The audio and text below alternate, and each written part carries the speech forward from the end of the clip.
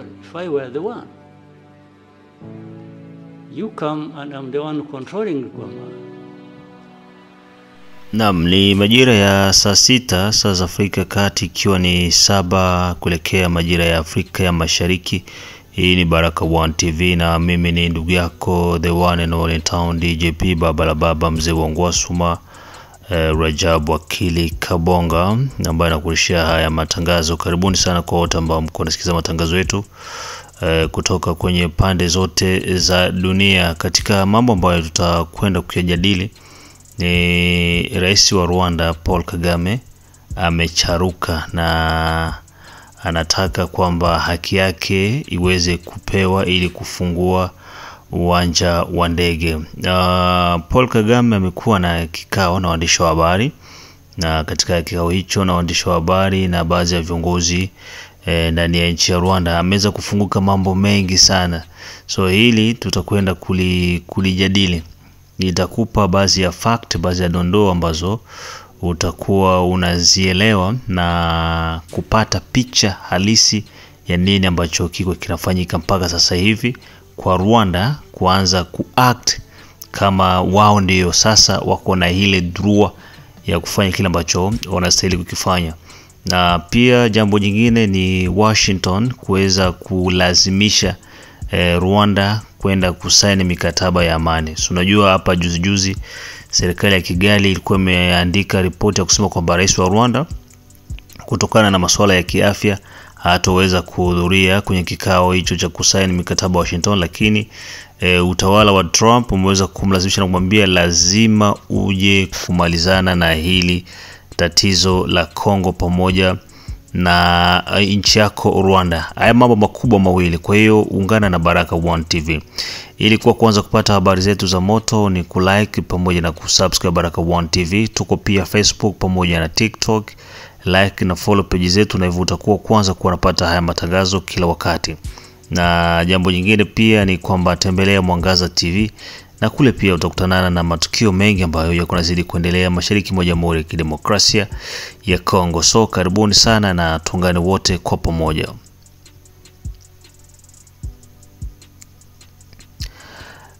Naam, tuanze na hili swala la Rwanda. Nataka kwanza kabla ya yote tufanye hivi. Tutasikiliza kama jinsi tulivyosikiliza kwenye habari zetu za moto asubuhi. Nitakuja kuitafsiri kwa sababu ameongea Kiingereza ambacho ni broken English. Ushelewa? Yeah, Kagame is obvious, tuseme always anaongea broken English. Kagame anasema kwamba hawezi kuja kuambia wafungue uwanja wa ndege wa Goma wakati uwanja huo wa ndege kuna watu ambao wanamiliki hayo maeneo. Ushelewa? Uwezi kuja kusema kwamba wafungue aeroport ya Goma na hiyo aeroport ya Goma kuko watu wenye wanamiliki. So ni lazima kufuatiliwe mikakati, kwa kuna protocol ambayo itafanyika. Na wakati mnakuja kuomba kufunguliwa kwa airport ya Goma, na sisi pia tuna masharti. Akasema sasa kujitea ile nafasi kwamba na sisi pia tuna masharti, na masharti yetu ni kwamba je, yatatekelezeka? Mnataka kufungua uwanja wa ndege wa Goma? Haya, na sisi tunataka hiki na hiki na hiki na hiki na hiki kifanyike ili uwanja wa Goma uweze kufunguliwa. Hii mambo imekuja kuweka bayana, imeweka wazi kabisa, na hakuna ambacho watu watafichana hapa kwamba kweli ni kweli bila kuficha Rwanda iko nyuma ya M23. Uwepo wa uwanja wa Goma mu mikono ya MONUSCO na M23 kukataa kufungua kabisa inaonesha dhahiri kwamba Rwanda iko nyuma ya M23 na ni wao ndio waliweza kuingia. Kwenye wakati wa vita tuliona majeshi ya RDF kutoka Rwanda wakivuka mipaka na kuingia nchini Jamhuri ya Kidemokrasia ya Kongo. Mauaji watu ambao waliuawa Goma ni zaidi ya watu 15,000 katika hii wakati ya RDF ilivyoingia jijini Goma. Serikali za Umoja wa Ulaya ikiwemo Ufaransa waliweza kukubaliana ni lazima uwanja wa ndege wa Goma ufunguliwe na iweze kurahisisha pia misaada ya kiutu kuja kwa ajili ya kuwasaidia wananchi ambao wako wanateseka. Lakini M23 na serikali ya Kigali wanaonyesha dhahiri kwamba wananchi wa Goma hawahitaji msaada wowote kutoka kwa mashirika ya kimataifa, kwamba wanasema Goma hakuna crise humanitaire. Est-ce que c'est vrai Goma hakuna crise humanitaire? Sisi tunaongea na watu ambao wako Goma. Binafsi tunaongea na watu ambao wako Goma kila siku. Hali ambayo wako wanapitia Goma ni hali ya kusikitisha sana. Mambo ambayo wako wanafanywa na M23 ni ya kusikitisha sana. Wananiambia bwana, Goma tunateseka. Hapa resema niliwaambia kuhusiana na hali ya maji ya Regideso. Sawa, maji bomba, hii bomba. Watu kutoka Rwanda ndio wako wanaletwa, wanapewa zile bomba. Wao wanachukua bomba yako, wanaunganisha bomba yako wanakuambia tia ndani kwako, wao wanabaki wako wanauzisha maji pale mtani. Na kulipa fakturi, hawalipi fakturi ya maji unailipa wewe mwenye bomba. Wakati wao ndio wako wanatumia bomba kwa kuuzisha maji. So unakuta kwamba wananchi wanateseka, wanahitaji chakula, wanahitaji maji safi na salama, wanahitaji matibabu, wanahitaji mambo mengi, lakini serikali ya Kigali ndiyo inabloke haya mambo yote kuweza kutokea. Na hii sortie mediatique ya Kagame inaonyesha wazi kwamba kuna kitu ambacho wao wanakitaka. Sasa tulizane, ni kitu gani ambacho serikali ya Rwanda inakitaka? Ni kitu gani haswa ambacho serikali ya Rwanda inakitaka?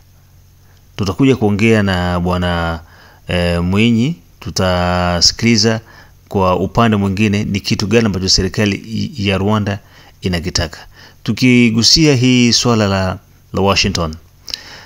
Serikali ya Washington imeweza kulazimisha Kagame na serikali yake kwamba ni lazima waende wasinye mikataba ambayo iko inasubiriwa, na date fix imewekwa ni tarehe 4 Disemba ya mwaka huu 2025. Kabla mwaka huu haujaisha, serikali ya Kigali inatakiwa iende Washington kwenda kusaini mikataba ya mwisho na kuweza kupata amani ya kudumu. Kwa upande wa serikali ya Jamhuri ya Kidemokrasia ya Kongo, wao wanasema wako tayari na walikuwa wanasubiria hii siku iweze kufikia ili waende kutimiza kile ambacho kinastahili kuweza kutimizwa.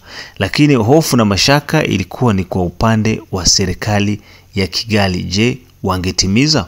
Na tunaona hapa karibuni serikali ya Kigali iliweza kutoa tangazo la kusema kwamba rais wao Paul Kagame, kutokana na masuala ya kiafya, hataweza kuhudhuria kwenye mikataba ambayo inatarajiwa kusainiwa Washington. Lakini serikali ya Washington ikamwambia kwamba haya ambayo uko unayafanya sisi tuliyafanya kabla yako. Huo upuuzi ambao unataka kufanya haukubaliki. Unatakika uje usaini mikataba haraka iwezekanavyo. Kwa maana kwamba walimtia pressure Paul Kagame, na kabla ya kwenda ndio hivi akaanza kuongea hizi pumba ambazo amezongea. Ameongea pumba nyingi sana. Katika pointi nyingine ambayo Kagame amezungumza na yenye kutia hasira ni kuonyesha kwamba rais wa Kongo hakuchaguliwa. Of course matatizo ya Mkongo sisi tunayajua ni ya kwetu, lakini haiwezi kuwa ni CG ya nchi nyingine jirani kuzungumzia masuala ya uchaguzi. Rwanda kuna uchaguzi gani ambao unafanyika Rwanda? Rwanda kunafanyika uchaguzi gani kiasi kwamba aje azungumzie uchaguzi wetu kwa kukashfu mpaka rais wa nchi? Unaona, viongozi wa Rwanda hawana nidhamu kabisa na viongozi wetu wa Kongo. Na hii yote ni kwa sababu kuna watu ndani ya serikali ya Kongo ambao wako wanatumika direct na Paul Kagame, ndio wako wanampa ripoti direct bwana Paul Kagame. Tuko tunafuata mambo mengi ambayo yanafanyika kwa nivo za Kinshasa. Unasikia gisi ndani ya serikali kuna Wanyarwanda wa baba na mama, yani Barwande kabisa, bavre Rwanda. Ndio biko serikali ya Kinshasa na wanajulikana. Lakini watu wanajiuliza kwa nini, kwamba tunajua hawa ni Wanyarwanda, kwa nini waendelee kubaki ndani ya serikali? Nini kifanyike ili hawa watu waweze kuondolewa? Lakini inakuwa iko ni silence radio, na yote hii ni kwamba ni kwa sababu tuko na viongozi ambao hawako makini zaidi, tuko na viongozi ambao wako kwa ajili ya maslahi yao, na tuko na viongozi ambao ni diaspora, maisha yao yote wao ni Europe pamoja na Etazini. Kwa hiyo kuna vitu vingine ambavyo vinawadepase wao, hawawezi kuvishughulikia. Ushelewa? Kwa hiyo ni moja kati ya fact ambazo tunazisahau kuzizungumza. Binafsi mimi kuzungumza hizi fact ni lazima, kwa sababu ziko zinatokea na zinaonekana wazi. Kwa hiyo tusipozizungumzia na kuziweka wazi, tunakuwa tunaharibu vizazi ambavyo vinakuja. Kwa hiyo tutafutane kwanza na ndugu yetu hapa, tuweze kusikia mawili matatu kutoka kwake kulingana na yale ambayo iko nazidi kuendelea kati ya rais wa Rwanda Paul Kagame na yale ambayo iko nafanya dhidi ya serikali ya Jamhuri ya Kidemokrasia ya Kongo. Nitakwenda kutafsiri kwa lugha ya Kiswahili ili tuweze kwenda sawa sawa. Kagame katika yale ambayo amekuwa akiyazungumza anasema kwamba if I were the one, you come and I'm the one controlling Goma, and you come to say I want to use Goma, I say fine, but these are conditions. Goma is part of my problems that I face with the government, and now it is in my hands. I will not give it to you until you show me alongside that how you address my problems. Well, I may sound speaking for these guys, but I'm just reasoning. If I were the one, you want Goma, you want Kavumu, or Bukavu, or you want the whole of Eastern Congo back, fine. I have no problem with that. It will only come with you addressing my problems. Yeah, you understand? In my long history, in my judgment, that is what I learned over so many years of fighting for my rights. So I used to tell the leaders of Congo that asking, or in order for us to have security in our country and have peace, and that we have fought for so many years in the past, you know, it's a must. We must give each other peace. I can't ask anybody for peace as a favor they are doing to me. No. For us to have peace, I beg you, and you have to do me a favor to give me my peace. That's a different world I don't live in myself. I cannot ask anybody to do me a favor to have Rwanda secure or to have my right. Well, initially maybe I can ask you to do a favor, tactically, I can say, please, I beg you, I can even kneel down if you want. But if you don't give me my right, then it means a fight. We will fight, no question about it. So there is no way, where I'm concerned, you can do me a favor for my right. Who are you after all? Who are you to have everything, including my own right? that you can control. How? Who are you? What gives you that right or power to be able to do that? So I've given you more than you really wanted, but Goma is part of the problems we have in Eastern Congo. And yes, Goma should go back to its operations as an airport. But what is it that stopped it being so in the first place? So you must address that. You want to address humanitarian crisis. I agree. There must be a way of doing it, taking on board the fact that there is what is causing the humanitarian crisis, and that must be addressed. But the Constitution does not provide for you to cheat the elections, does it? Again, there's a funny example in our neighborhood. This Congo we are struggling with, we are talking about. This man who raises the whole world and causes all kinds of troubles. When was he elected? No, you seriously, you here, tell me when. First time? The second time? No, you are silent, but you should be giving, you must be knowing something. But the first time, he was just handed over by his friend. Somebody should have had won. This is public knowledge. In this one, there was a smoke screen here about election.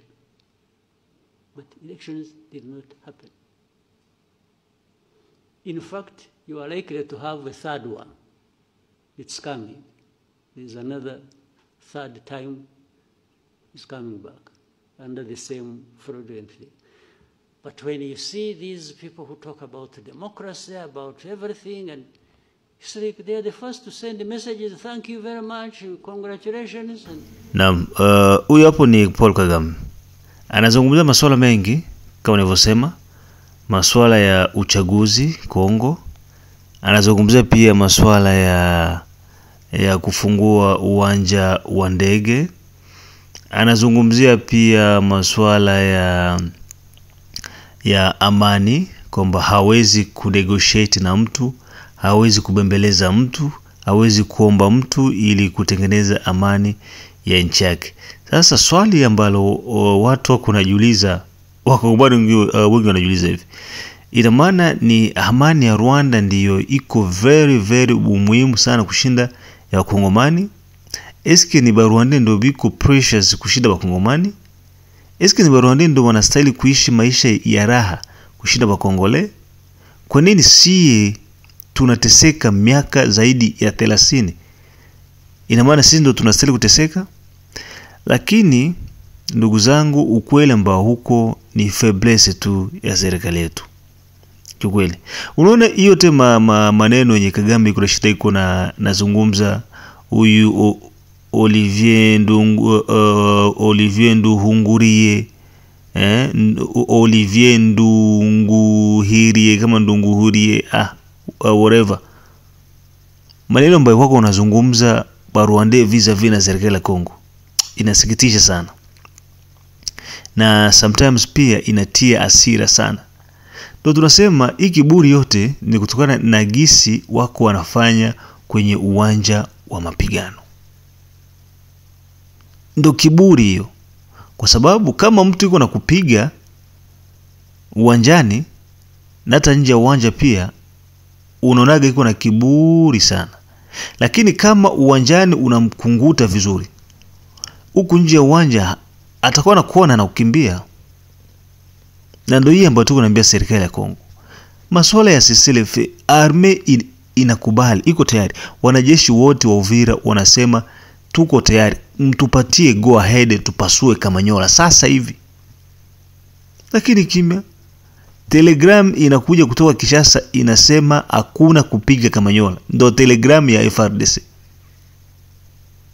Serikali ya Kongo inatoa telegram, inatuma message kusema hakuna kupiga Kamanyola.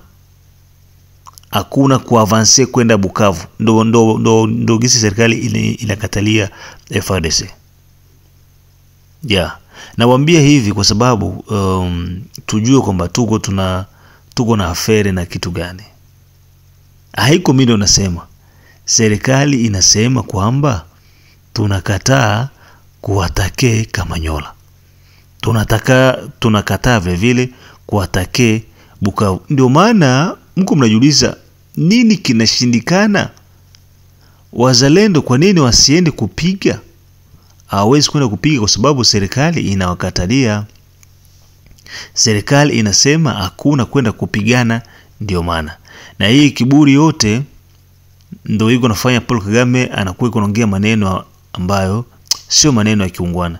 Hivi najiuliza Felix ni mtu wa aina gani? Avec humiliation yenye iko napata kutoka Rwanda. Mazarao yenye Rwanda iko na muonyeshea. Zarao zenye Kagame iko nazionyesha mbele ya mecho ya watu. Lakini anakaa kimya. Kwa nini wasipige hao watu? Kwa nini wasipige hao watu? Majeshi wanasema hivi. Sisi tu tunadanganywa kwamba tunakimbia watu kufa, tutaua watu watakufa na vita, ndio maana tuko tunafanya reprise strategic. Mbona M23 iko na inalarge mabombe mu watu? Na raia ya Bukavu na Goma washasema sie kama ni avion ndio itakuja ije. Wenyewe wataenda nayo wataenda, na wenyewe watabakia watu waendagi wote. Lakini ndio hii watu wanasema il paraît que kuko complicité kati ya gouvernement ya Felix banajua. Na selo mie gisi nishapiga maanalizi zangu. Sawa? Hii ni wambie tu selo mie biko nafanya makalkile za election 2028. Wanaona kwamba hii vita ikiisha sasa hivi ina maana Felix sasa naenda. Vita inaisha mu 2028. Est-ce que IDPS itaganya ma election? IDPS haiwezi ganya ma election. Unaona? Juu raia ishaona utawala wa IDPS ni matope. Ni matope kabisa. Matope. Mie sur 100% IDPS siwezi patia meme 30% ya gestion. Licha kwamba wanashinda FCC, wanashinda kidogo, lakini haiwezi fika 30%. Kwenye FCC sipatia 10%. Kwa hiyo IDPS ndio inaenda kuwa iko na 10 à 15%. Sasa ile hofu kusema kwamba tukienda kuma election nini kitatokea ndio hii hapa. Kwa hiyo Kagame ameweza kuizalilisha serikali ya Jamhuri ya Kidemokrasia ya Kongo. Kagame amejionesha pia kwamba ni yeye ndiye iko Goma. Kagame amefungua makucha na kuonyesha kwamba wanaomiliki airport ya Goma ni Rwanda. Ni jeshi la Rwanda ndio liko Goma. Hakuficha kitu. Amekuwa yuko mwazi na kila mtu aweze kushuhudia hili. So serikali ya Kongo ichukue maamuzi sahihi, ifanye ambacho wanaume wanafanyaga kwa ajili ya kutengeneza heshima. Kama jeshi liko tayari kugomboa maeneo, kwa nini wasipewe go ahead? Kumbuka tu wakati ya wanasinyeze CLF na le même jour M23 inaanza kufungua front ya Mwenga pamoja na Shabunda. Kusinye tu après 2 jours Hippolyte Kanambe na staff yake yote wanaingia Bukavu na ndo mashambulizi yanaanza. Donc kuko mikakati yenye wanajua na yenye wako wanapanga na yenye wanapanga kati ya serikali ya Kongo, serikali ya Uganda, serikali ya Rwanda pamoja na magaidi wa M23. Swala la Washington. Kwenda kwa Washington kwa Kagame sio kutaka kwake. Analazimishwa na Donald Trump kwamba lazima uende Kagame.